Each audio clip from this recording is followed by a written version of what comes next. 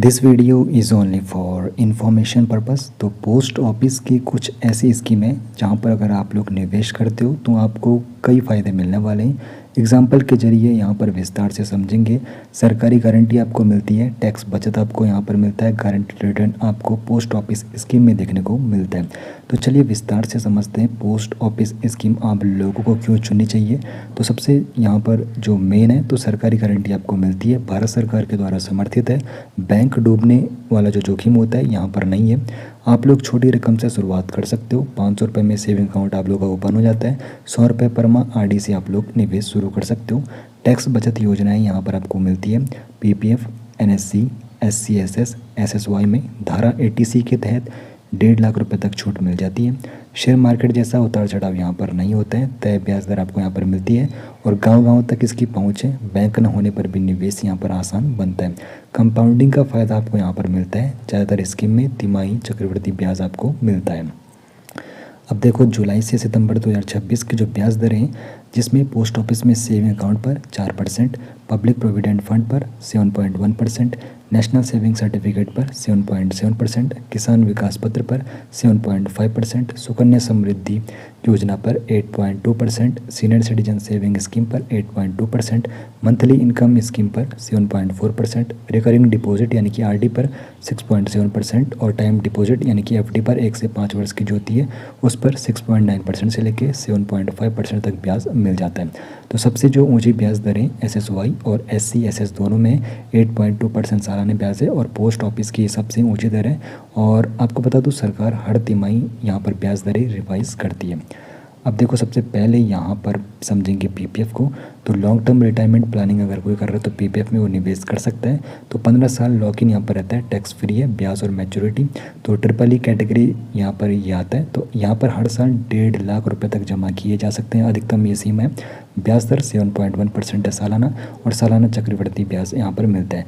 तो 15 साल में अगर यहाँ पर 1,50,000 आप लोग हर साल निवेश कर रहे हो तो 15 साल में आपका कुल निवेश 22.5 लाख रुपए के करीब होगा और मैच्योरिटी पर जो अमाउंट आपको मिलेगा वो 40,68,000 के करीब मिलेगा। तो यहाँ पर फ़ायदा आपको 18 लाख से ज़्यादा सिर्फ ब्याज और पूरी जो रकम है टैक्स फ्री रहने वाली है।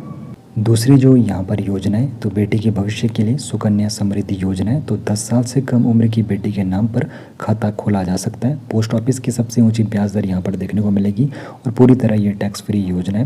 तो यहाँ पर बेटी की उम्र अगर 5 साल है उस वक्त अगर आप लोग खाता खोल रहे हो तो हर साल यहाँ पर अगर आप लोग 1 लाख रुपये जमा करते हो 15 साल तक के लिए तो ब्याज दर 8.2% सालाना है। 21 साल की उम्र में मैच्योरिटी हो जाती है। तो यहाँ पर मैच्योरिटी के वक्त अगर आप लोग के हिसाब से चल रहे हो तो 46 से 48 लाख रुपए मिलेंगे और पूरी तरह जो अमाउंट है वो टैक्स फ्री रहने वाला है। अब अगली जो योजना है वो है सीनियर सिटीजन के लिए नियमित इनकम के लिए। तो 60 साल से ऊपर के लोगों के लिए जहाँ पर तिमाही ब्याज भुगतान के साथ गारंटेड नियमित इनकम रहती है। तो अधिकतम निवेश सीमा यहाँ पे 15 लाख है, ब्याज दर 8.2% सालाना है। तिमाही यहाँ पर भुगतान होता है, हर तिमाही अमाउंट मिलेगा। तो यहाँ पर अगर अधिकतम निवेश सीमा अगर आप लोगों ने 15 लाख रखी है तो हर तिमाही मिलेगा आपको लगभग 30,750 और सालाना कुल इनकम आपकी बनती है लगभग 1,23,000 के करीब। तो 5 साल की अवधि के लिए यहाँ पर है और आगे भी इसे 3 साल बढ़ाया जा सकता है। अगली जो योजना है शॉर्ट टर्म सुरक्षित निवेश के लिए एनएससी और केवीपी है। तो यहाँ पर जो नेशनल सेविंग सर्टिफिकेट है तो 5 साल का यहाँ पे लॉक इन है, धारा 80C में टैक्स छूट है, ब्याज सालाना जुड़ता है और यहाँ पे मैच्योरिटी पर ये मिलता है।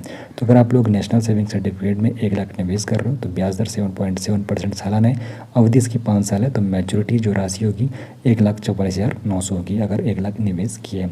उसी प्रकार किसान विकास जो पत्र है तो सबसे सरल स्कीम है, पैसा तय समय में डबल हो जाता है, कोई टैक्स छूट यहाँ पर नहीं मिलती है। अगर आप लोगों ने निवेश किया 1 लाख तो ब्याज दर यहाँ पे 7.5% है।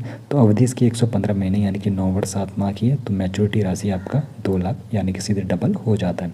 अब यहाँ पर नियमित आमदनी अगर किसी को चाहिए, छोटी बचत जो योजना है उसके बारे में बात करें तो POMIS जो मंथली इनकम स्कीम है हर महीने फिक्स्ड इनकम चाहने वालों के लिए ये रहती है। 5 साल की अवधि है और ब्याज हर महीने खाते में इसमें आता है।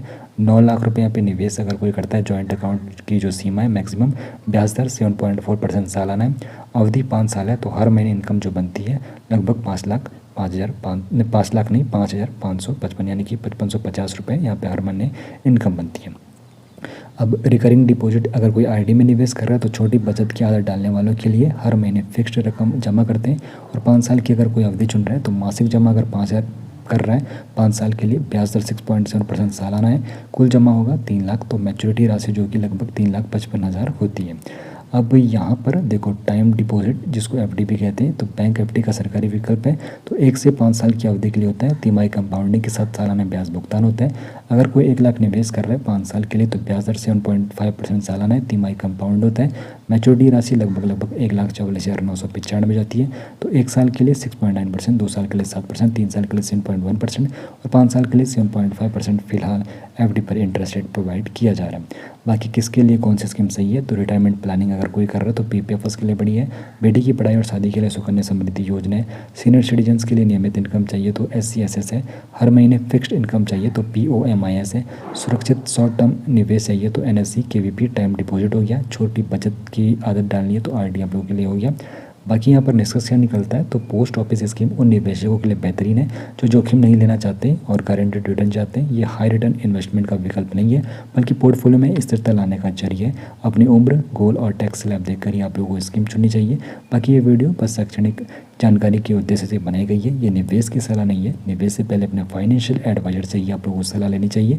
ब्याज दरें सरकार के द्वारा हर तिमाही आधार पर यहाँ पे बदली जा सकती है, तो निवेश से पहले नवीनतम जो यहाँ पे दरें दी जाती है वो आप लोगों को जान लेना चाहिए।